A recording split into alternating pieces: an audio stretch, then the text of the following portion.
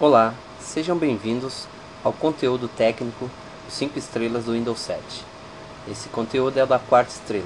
Meu nome é Jorge Vera, sou MCT e IT Professional. Vamos lá. Configurando atualizações do Windows 7. Neste módulo, veremos como funcionam as configurações de atualizações do Windows 7, determinando as origens das atualizações, configurando as políticas no Windows Update, revisando o histórico de atualizações, procurando por novas atualizações e realizando rollback de atualizações. Determinando a origem.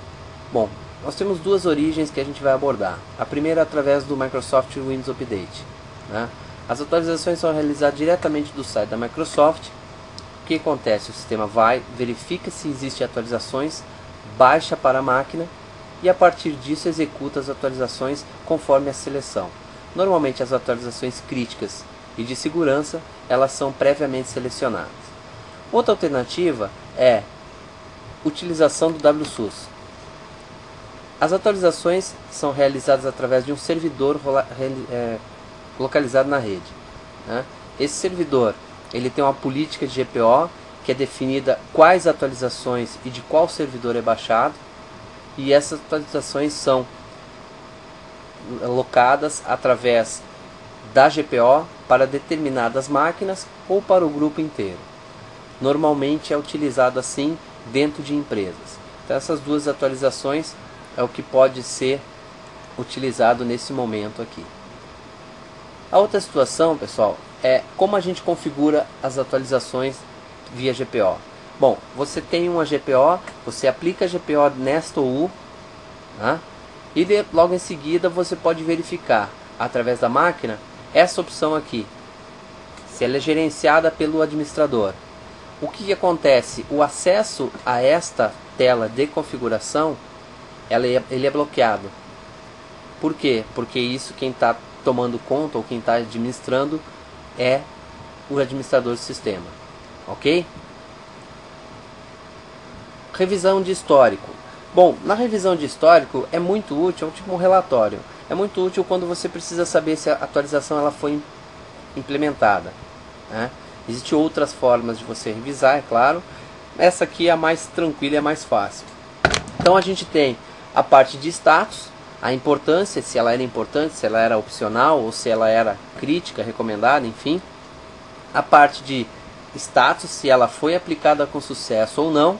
A data de instalação e o próprio nome da atualização, ok?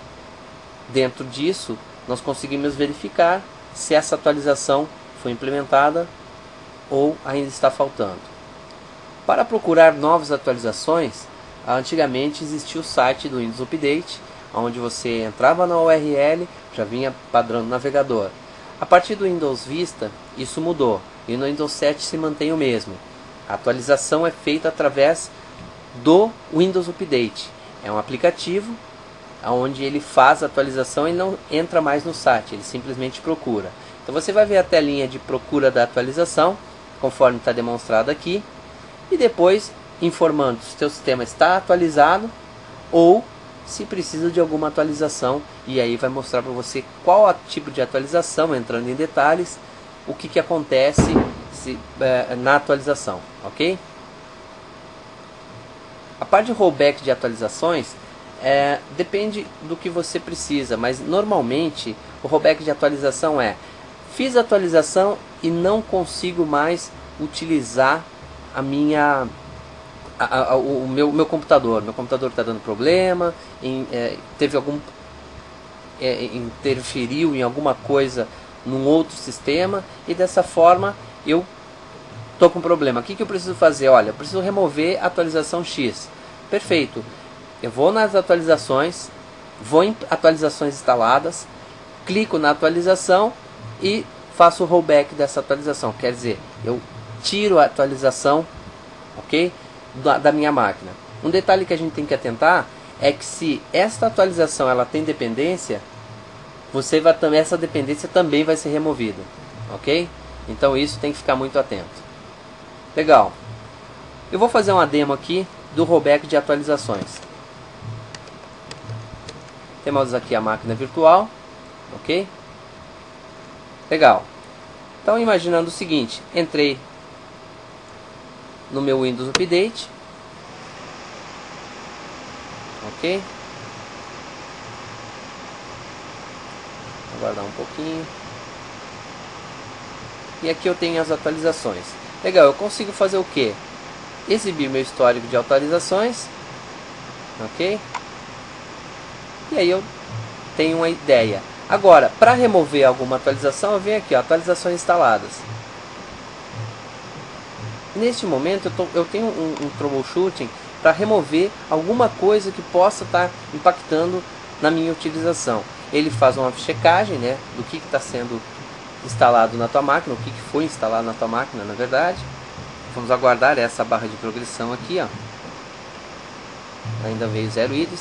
Beleza, então ele tem aqui atualizações das mais diversas, como vocês podem ver, tá?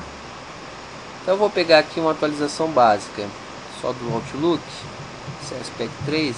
Vamos ver o seguinte, essa atualização aqui, ó. Botão da direita, desinstalar. Legal, tem certeza? Sim. Desinstalamos uma atualização para o Outlook 2003. Tá? É claro que você tem que ter certeza que isso não vai impactar em nada de outras aplicações. O ideal é que você faça... Ó, eu não permiti, né, porque eu tenho uma diretiva aqui, mas eu poderia fazer. O ideal é que você faça isso no ambiente de teste e logo em seguida coloque isso em produção a partir dos seus testes. Legal?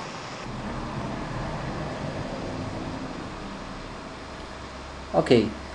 Na parte de gerenciamento de discos, vamos trabalhar com particionamento de discos do Windows 7, gerenciamento do volume de disco, gerenciando a fragmentação do sistema de arquivos e vamos falar um pouquinho sobre RAID. E uma nova funcionalidade que é a possibilidade de você atachar arquivos VHD e trabalhar isso como disco real dentro do Windows 7. Particionando discos no Windows 7.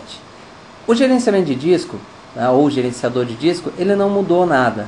Você tem a parte de gerenciamento de disco através do Computer Manager, né, e que é um snap-in localizado dentro do console de gerenciamento do computador e habilita a maioria das tarefas relacionadas a discos.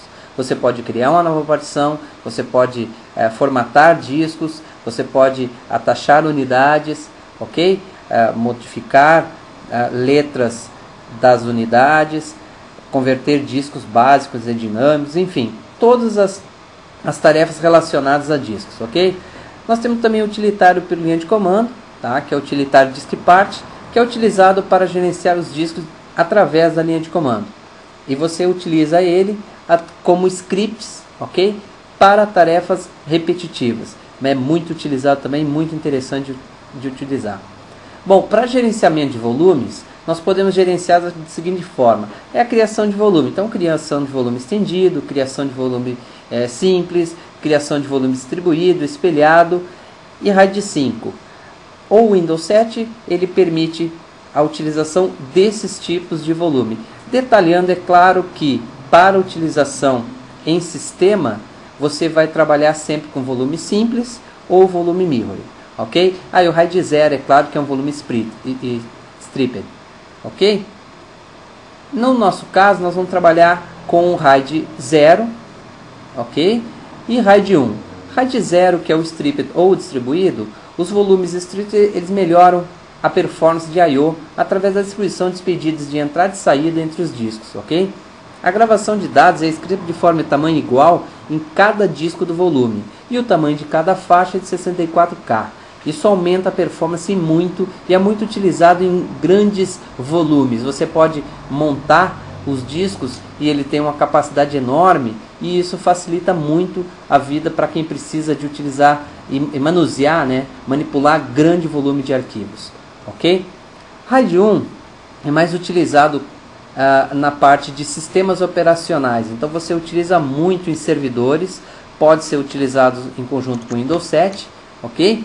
E fornece um volume idêntico ao volume selecionado. Então, imaginando que você tenha dois discos de 100 megas, você vai ter um disco de 100 megas e esse disco pode ser utilizado para sistema operacional. Todos os dados são gravados de um volume espelhado, é escrito nos dois volumes. Isso resulta em capacidade de disco de apenas 50%. Então, nesse caso dos 100 megas, você teria 200 megas de espaço físico em disco e disponível para sistema 100 megas, ok? O detalhe é que ele é tolerante a falhas. No caso de você perder um dos discos, você consegue utilizar o outro sem problema nenhum. Aqui a gente tem mais informações sobre RAID. Então, falando de RAID 0, requer múltiplos discos dinâmicos, lembrando toda a conversão, não sendo ela por hardware, tá? Nos sistemas operacionais Microsoft você tem que utilizar discos dinâmicos. Então, o espaço alocado por disco tem que ser idêntico. Então, se você alocar 20 MB, 30 MB, 100 MB, 20 GB, 200 GB para espaço, você tem que alocar 200 GB no outro disco também. Suporta até 32 discos, que podem ser combinados para um único disco de volume RAID 0. Não tem tolerância a falhas. É muito adequado para isolar arquivo de paginação ou, como eu falei anteriormente, utilização de grandes volumes de arquivo, tá? E provê um throughput mais rápido do que o RAID 1. O RAID 1, por segurança, né, requer 2 discos dinâmicos. Espaço alocado para cada um disco tem que ser idêntico também. Até 2 discos podem ser combinados por cada volume RAID 1. Tolerante a falhas, isso é muito importante, muito utilizado, como eu falei. O disco é muito utilizado em servidores do disco sistema, ok? E provê um throughput moderado. Não tem tanta velocidade assim, a não ser que você, na leitura. Na leitura até ele tem bastante velocidade. Bom, vamos ver aqui no nossa demo a criação de RAID 1 e adicionando VHDs. Bom, tem uma máquina virtual aqui, onde eu já tenho o nosso gerenciador, o gerenciamento de computador, aqui o gerenciamento de disco, ok? E eu tenho disco 1 e disco 2. Neste caso aqui, eles são discos básicos. O que nós temos que fazer? A primeira opção é, vamos converter esses discos aqui para discos dinâmicos. Então vamos lá, converter o disco. Eu já vou converter os dois para poupar um pouquinho de tempo. Legal, a conversão está acontecendo.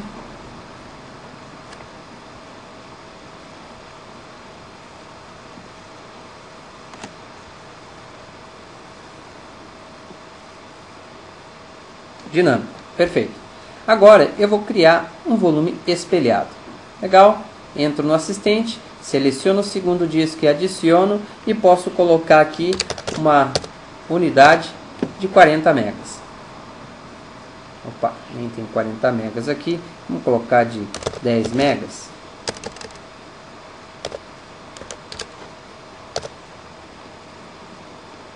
Ok, atribuir uma letra da unidade. Perfeito? E dou um avançar. Legal. Executo uma formatação rápida.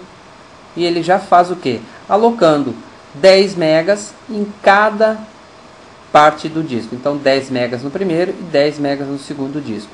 A partir desse momento, se eu perder qualquer um desses discos aqui, eu ainda consigo ter a integridade dessa unidade. Legal? Uma das ações que a gente pode utilizar também, vocês podem ver aqui que eu já tenho essa unidade, é adicionar disco VHD. Então, imaginando aqui que eu estou criando um disco VHD. Isso é muito interessante para quem precisa trabalhar com discos, com um espaço, está precisando de um espaço, né? Então, eu vou colocar aqui um nome para esse meu disco. Vou colocar aqui 120 megas. Vocês notem que eu vou colocar aqui o que não é recomendável, é colocar expandido dinamicamente. Tá? Então o que acontece? A partir do momento da utilização, esse disco vai expandir automaticamente e, claro, ele vai chegar no meu limite físico, que é meus 10 megas e não os 120, ok? Mas ele vai ser representado por 120 megas. Olha só que interessante. Criando o disco. Olha aqui, ó. Legal. O que eu faço? Inicializo o disco. Ok. Faço um novo volume no disco. Ok, deixei tudo padrão. A partir da formatação, olha que interessante.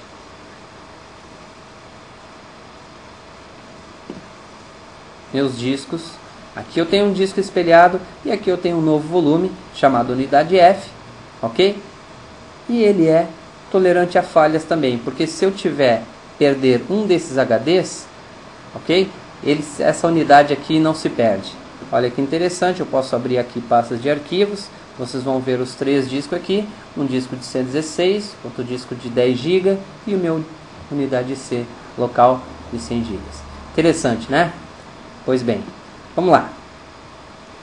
Gerenciando a fragmentação do sistema de arquivo. A gente vai ver aqui o que é a fragmentação de disco, né? Os problemas que essa fragmentação ela ocorre e é um transtorno enorme dentro da nossa vida de administrador, né? Fragmentação de discos. Desfragmentando um disco, como é que a gente faz para desfragmentar, e uma demo para isso.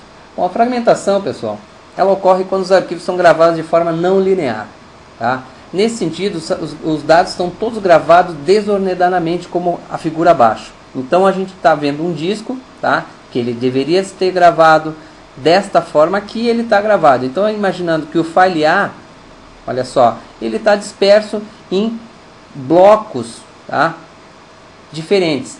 Essas alocações aqui, na hora da leitura, ele tem que ler até aqui, passar por todos esses e depois ler os 2 restantes. E isso ocupa tempo, né, na hora de trazer essa informação. Então isso se considera que a tua unidade está fragmentada, ok? A desfragmentação, o que ela faz? Ela reordena. Primeira coisa, reordenar e agrupar os dados de arquivo fragmentado. Então os arquivos que estavam dessa forma dispersos, eles vão ser todos realocados na mesma sequência linear para uma melhor leitura. Então o programa pode ser executado automaticamente, tá, por padrão, ou pode ser executado a partir de uma linha de comando, tá, que é a desfragmentação que a gente vai ver agora. Então, imaginando que eu tenho que entrar aqui, cmd, que é meu command, eu tenho que executar isso como administrador, ok? Legal, então eu executei como administrador e vou fazer a desfragmentação. O comando é o defrag. Defrag quem? Vamos pegar a nossa unidade F, ou unidade E melhor, tá? E fazer a desfragmentação. Então ele começa a fazer uma leitura prévia dos dados que estão dentro da unidade, ele faz uma avaliação se precisa ser desfragmentado ou não, e nisso ele já vai te dar um resultado. Nessa nossa unidade, ela está zerada, ela não tem nada aqui, né, a não ser nosso VHD, e já conferiu aqui, olha, não tem nada fragmentado, ok? Bem simples e bem tranquilo essa fragmentação. Desfragmentação, desculpe.